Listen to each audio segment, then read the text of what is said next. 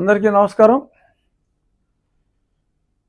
మా ఉండి నియోజకవర్గంలో మరి మేము తలపెట్టిన డెవలప్మెంట్ యాక్టివిటీస్కి చాలామంది సహాయం చేస్తున్నారు.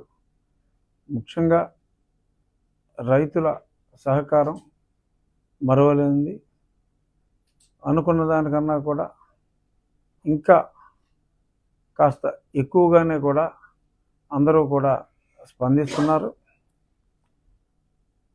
ఇరిగేషన్, డ్రైన్స్, కెనాల్స్ అన్నీ చాలా చోట్ల సుమారు ఒక 10 స్థావరాల్లో 10 చోట్ల ఎట్ ఏ టైం స్టార్ట్ చేయడం జరిగింది.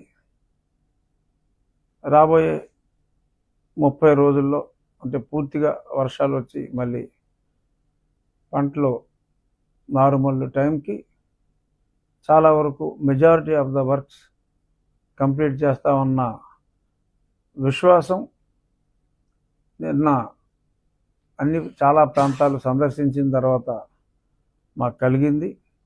ఈ సందర్భంగా ఏదైతే మేము ఫండ్ కలెక్ట్ చేస్తున్నామో అది మా రైతులే కాదు, నా స్నేహితులు కూడా చాలామంది యాక్టివ్గా పార్టిసిపేట్ చేస్తున్నారు. ఇవాళ రిలీజ్ అయిన కల్కి 2898 నా చిరకాల మిత్రుడు అశ్వినీ దత్, చలసాని అశ్వినీ దత్ అంటే తెలియని వాళ్ళు లేరు. ఎన్నో గొప్ప గొప్ప సినిమాలు తీసిన వ్యక్తి. అలాగే నాగ్ అశ్విన్ దత్ గారి అల్లుడు నాగ్ అశ్విన్ డైరెక్షన్లో ఈరోజు ఉదయమే తెల్లవారుజామున ఎర్లీ మార్నింగ్ షో 4:15కి చూడటం జరిగింది. మన పురాణాలని గౌరవిస్తూ మన మహాభారతంలోని ఒక ఘట్టాన్ని ప్రేరణగా తీసుకుని పాండవుల వంశాంకురం అంటే అభిమన్యుడి వంశాంకురాన్ని అంతమొందించిన అశ్వత్థామ దగ్గర నుంచి ఆ కథని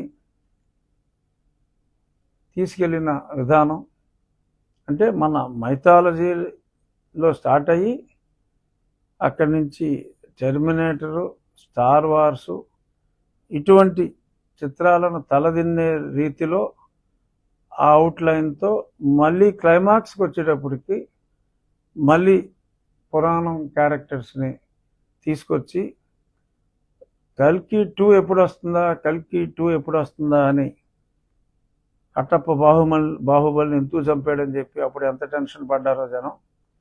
ఇప్పుడు ఏమవుతుంది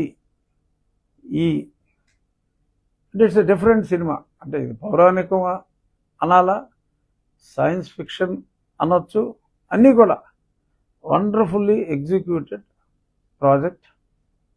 సో అందరూ కూడా మరి వాళ్ళందరికీ టికెట్లు దొరకవు, వీలైనంత త్వరగా ఆ సినిమా చూడమని ఈ సందర్భంగా నా మిత్రుడు నా ఉండి ఇన్ఫ్రాస్ట్రక్చర్ డ్రైనేజ్ డెవలప్మెంట్ ఫండ్కి 5 లక్షల రూపాయలు తన వంతుగా ఒక స్నేహితుడిగా నేను చేపట్టిన కార్యక్రమాలకి ఈ మంచికి ఆ సినిమా కూడా ఆల్ టైమ్ బ్లాక్ బస్టర్గా హిట్ అయిన సందర్భంగా నాకు ఇవ్వటం జరిగింది. అందుకు నా మిత్రుడు అశ్వినీ దత్కి నా హృదయపూర్వక, నా ఉండి నియోజకవర్గ ప్రజల తరపున నా హృదయపూర్వక ధన్యవాదాలు తెలియజేస్తున్నాను.